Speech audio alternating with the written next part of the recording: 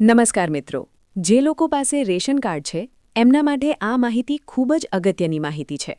સરકાર હવે રાશન મેળવવાની આખી સિસ્ટમને જ બદલી રહી છે. તો ચાલો આપણે સમજીએ કે આ નવો ફેરફાર શું છે અને તેની આપણા પર શું અસર થશે. જો તમારી પાસે રેશન કાર્ડ હોય તો આ બધી માહિતી તમારા માટે જ છે. કારણ કે અત્યાર સુધી જે રીતે રાશન મળતું હતું એમાં હવે એક બહુ મોટો અને મહત્વનો બદલાવ આવી રહ્યો છે. ભારત સરકાર અને આરબીઆઈ મળીને એક નવી જ ડિજિટલ સિસ્ટમ લાવી છે, જે દરેક રેશન કાર્ડ ધારકે આ નવી પ્રોસેસમાંથી પસાર થવું પડશે. આનો મુખ્ય હેતુ એ જ છે કે સિસ્ટમમાંથી ભ્રષ્ટાચાર અને જે પણ ગેરરીતિઓ થાય છે એને જડમૂળથી દૂર કરી શકાય. તો સવાલ એ થાય કે આ નવી સિસ્ટમ છે શું? તો સિસ્ટમ છે સીબીડીટી. સીબીડીટી એ ડિજિટલ રૂપિયો. હવેથી સરકાર તરફથી જે પણ સહાય મળશે એ સીધી તમારા મોબાઈલમાં ડિજિટલ પૈસા તરીકે જમા થશે. સીબીડીસી એટલે સેન્ટ્રલ બેંક ડિજિટલ કરન્સી. આને સમજવું બહુ જરૂરી છે. આ કોઈ પ્રાઇવેટ કંપનીનું વોલેટ નથી. આ તો ખુદ આરબીઆઈ દ્વારા બહાર પાડવામાં આવેલો ભારતીય રૂપિયો છે. બસ ડિજિટલ ફોર્મમાં છે એમ સમજી લો કે જે નોટ તમારા ખિસ્સામાં છે એ જ હવે તમારા ફોનમાં આવી ગઈ. આનો સીધો મતલબ એ છે કે સરકારી પૈસા કોઈપણ વચેટિયા વગર સીધા અને સુરક્ષિત રીતે તમારા સુધી પહોંચશે. અને આના ફાયદા તો જુઓ, એકદમ સ્પષ્ટ. આ સિસ્ટમ પૂરેપૂરી સેફ છે. પૈસા ટ્રાન્સફર ફટાફટ થાય છે. લાભ સીધો લાભાર્થીને જ મળે છે. અને આખી પ્રક્રિયા એકદમ પારદર્શક છે.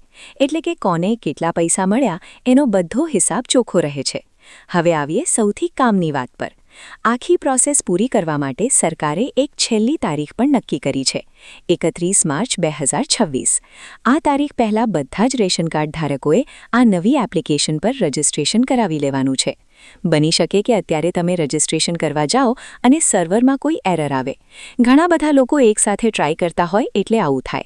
પણ એની ચિંતા કરવાની જરૂર નથી, હજી સમય છે. પણ છેલ્લી તારીખની રાહ જોવા કરતાં જેટલું જલ્દી બને એટલું જલ્દી આ કામ કરી લેવું. તો ચાલો હવે સ્ટેપ બાય સ્ટેપ સમજીએ કે ઘરે બેઠા બેઠા આ રજિસ્ટ્રેશન જાતે કેવી રીતે કરવું. અને આ એકદમ સહેલું છે. સૌથી પહેલું કામ એપ્લિકેશન ડાઉનલોડ કરવાનું.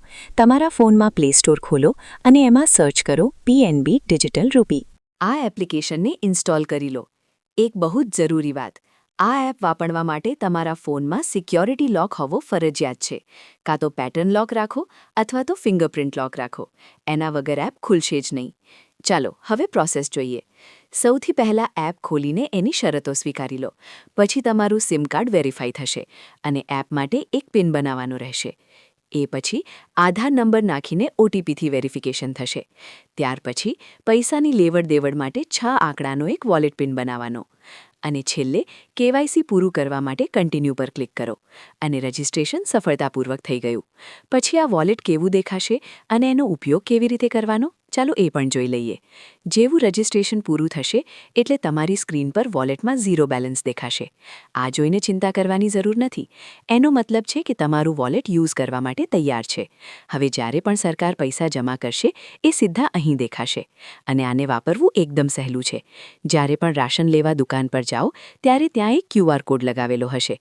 બસ આ એપથી એ કોડને સ્કેન કરીને સીધું પેમેન્ટ કરી દેવાનું. આ જે ફેરફાર થઈ રહ્યો છે એ ખાલી રાશન કાર્ડ પૂરતો સીમિત નથી. આ ભારતમાં એક મોટા ડિજિટલ બદલાવની શરૂઆત છે. આના પરથી એક સવાલ જરૂર થાય છે, શું ભવિષ્યમાં સરકારની બધી જ યોજનાઓના પૈસા આ જ રીતે મળશે? આ એક વિચારવા જેવી વાત છે. અને આ નવી સિસ્ટમ વિશે તમારું શું માનવું છે? કોમેન્ટ કરી જણાવો.